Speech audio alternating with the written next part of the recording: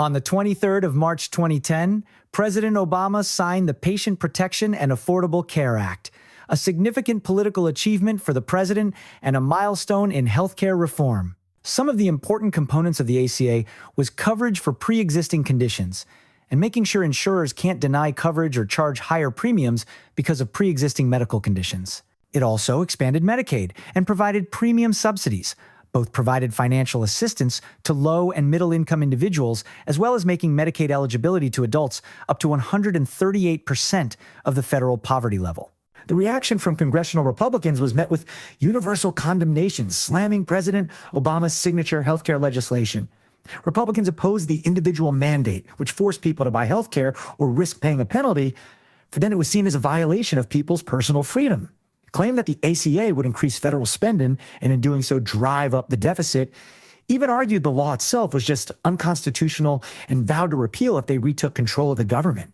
Before the 2010 midterms, a nationwide right-wing collision called the Tea Party movement, TEAS, standing for Taxed, Enough, Already, was a movement that emerged in the early years of Obama's presidency, opposing what followers claimed was unjust federal intervention after the 2008 recession, demanding a more balanced federal budget and cutting the nation's debt.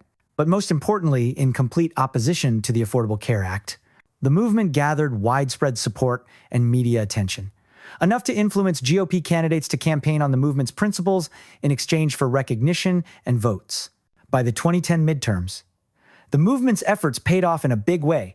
Republicans retook control of the House of Representatives, gaining 63 seats. After the triumphant victory in the midterms, Republicans pressed forward to nullifying Obamacare. Republicans' first attempt to repeal the ACA was in a bill passed by House Republicans in 2011 called Repealing the Job-Killing Healthcare Law Act. However, this effort was seen more of a symbolic gesture for their base, as GOP officials knew their bill wouldn't get passed by the Democratic Senate. One of Republicans' more notable efforts to nullify the ACA was during the 2013 government shutdown, when the GOP House refused to compromise with Democrats on a spending bill demanding to cut funding for the ACA. Since voting on a budget bill for funding the government requires a bipartisan consensus from both parties, this was Republicans' only leverage to get their agenda passed through the Democrat Senate and White House. But after 16 days, House Republicans backed down to a compromise with President Obama to reopen the government. The bill didn't defund the ACA as Republicans demand, instead only setting stricter verification measures for eligibility for ACA subsidies. At this point, getting the Affordable Care Act repealed wasn't just another baseline GOP policy like deregulation or cutting taxes for the wealthiest. For 7 years, their healthcare messaging to voters was laser-focused on framing Obama's signature legislation as socialist evil that was ruining the country, and they were the ones that were going to fix it with a healthcare plan of their own. By the time of the 2016 election, Republican presidential nominee Donald Trump made headlines, calling for the repeal of the ACA and replacing it with more affordable and free market-friendly healthcare plan. It was at this time where the phrase repeal and replace came from.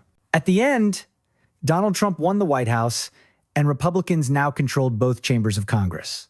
With the government now unified under GOP control, the time for Republicans to act on healthcare and deliver a more affordable and cohesive healthcare system was now, but very quickly, Trump and the Republicans were about to find out quickly how disastrous this spectacle was going to be for the GOP, imagine, on healthcare.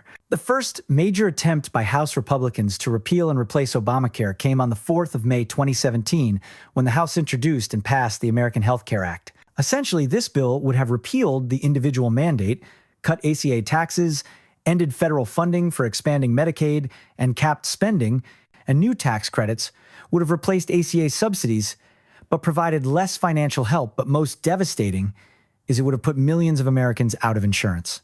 Cutting Medicaid coverage would have forced states to roll back expansions, reducing coverage for low-income adults. When it came down to it, the bill failed in the Senate. Some Republicans argued that too much of Obamacare remained intact, or even that the bill didn't go far enough in reducing federal spending. The second attempt was with the Senate's Better Care Reconciliation Act, scaling back on some of the AHCA provisions. This bill would have still cut Medicaid and capped spending, but less strict, but still millions of Americans would lost their insurance and premiums would have skyrocketed. Ultimately, the bill failed to pass the Senate. The The last-ditch effort of Republicans to get rid of Obamacare came in a bill called the Healthcare Freedom Act. It wasn't a full repeal of Obamacare. The would have eliminated the individual mandate and rolled back certain ACA taxes, leaving most of the ACA intact, like protecting for pre-existing conditions. One key difference between this bill is there was replacement just taking away provisions of the ACA Republicans didn't like, failing to pass the Senate, bringing the end to Republican efforts to repeal Obamacare. For 7 years, repealing the Affordable Care Act was Republicans' legislative priority, but with 3 spectacular failed attempts, they have nothing to show for and action for.